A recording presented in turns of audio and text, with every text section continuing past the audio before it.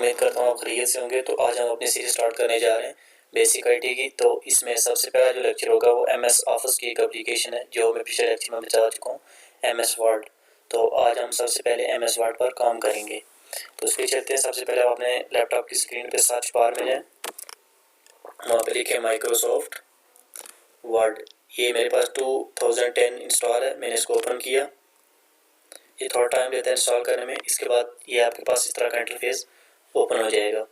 ठीक है, तो सबसे पहले जो है वो इसके ऊपर टॉप बार है ये कॉर्नर पे, उसके बाद ये मेन्यू बार है और ये इसके कुछ ऑप्शंस हैं। ठीक है, सबसे पहले हम जो पढ़ेंगे इसमें वो है फाइल।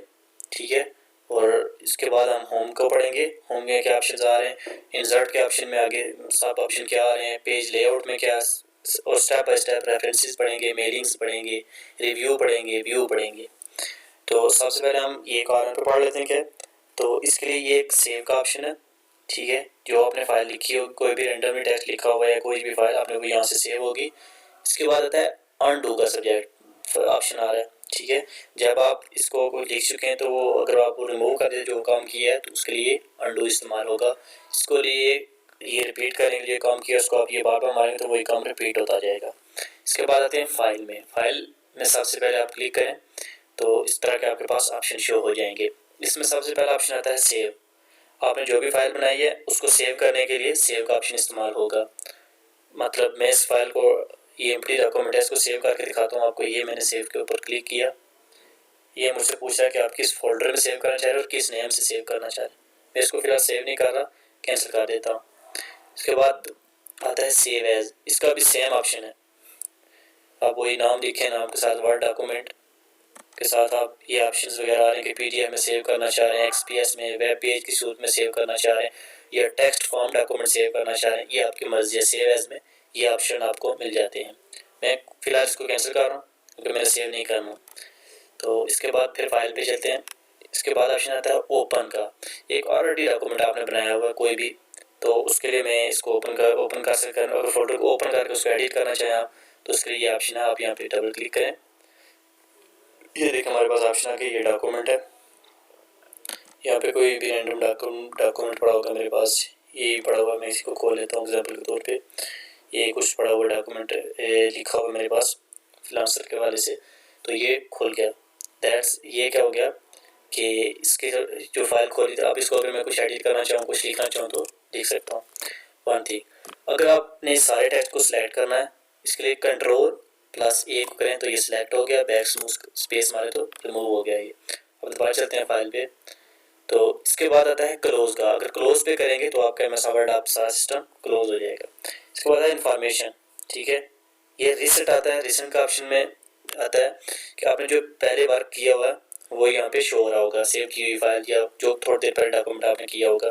जैसे मैंने ये कुछ काम किया हुआ तो ये सारा मेरे पास सेव है। इसके बाद आता है न्यू। ठीक है, अगर आपने न्यू पेज ओपन करा है तो उसके लिए यहाँ पे क्लिक करें। इसमें बहुत सारे ऑप्शंस आ जाते हैं कि आपने कौन सा ऑप्शन चूज़ करना है। तो सबसे पहले ब्लैंक डॉक्यूमेंट, यानी एक ब्लैंक पेज आपने लेना है, उस पर लिखना चाह रहे हैं तो उसके लिए यहाँ पे करें। ब्लॉगर पोस्ट के लिए करना है तो इस पर क्लिक करें। रिसेंट टेम्पलेट्स है जो उनमें से कोई ओपन करना है तो इसमें करें। अगर आपको सैंपल चाहिए टेम्पलेट्स की तो इस पर क्लिक करें। उसी तरह आपको टेम्पलेट्स आपने जो बनाई है वो यहाँ पे करें। ये इसमें बहुत सारे ऑप्शन आपको आ रहे हैं, जैसे फैक्सिस के लिए ये है, फ्लायर जो पोस्टर हम बना रहे हैं उनके लिए ये है, लेटर्स लिखना है तो उसके लिए ये है। याद रखें एक चीज़ इंपॉर्टेंट कि जो हम अमूमन नहीं यूज़ कर रहे होते हैं, हमारा जो पेज होता है, प्रिंटर का जो पेज साइज़ हो रहा होता है, आप प्रिंट निकलवाएं तो वो A4 साइज़ होता है।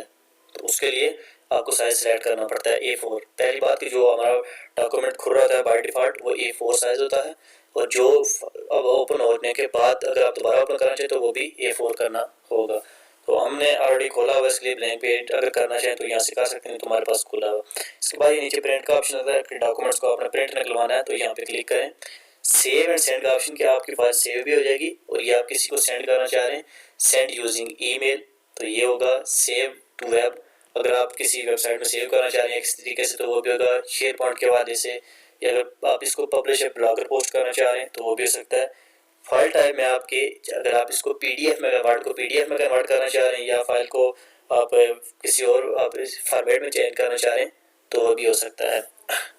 आप इसमें अटैचमेंट, यानी कि आप ईमेल में अटैच करना चाह रहे हैं किसी के अटैच फाइल सेंड करना चाह रहे हैं, PDF सेंड करना चाह रहे हैं, XPs, ये सारे ऑप्शन इसमें आ जाते हैं। अगर आपको हेल्प की ज़रूरत हो तो हेल्प का ऑप्शन मौजूद है, इसके बाद ऑप्शन आ जाते हैं, तो इसके साथ ही एग्जिट का ऑप्शन आ जाता है।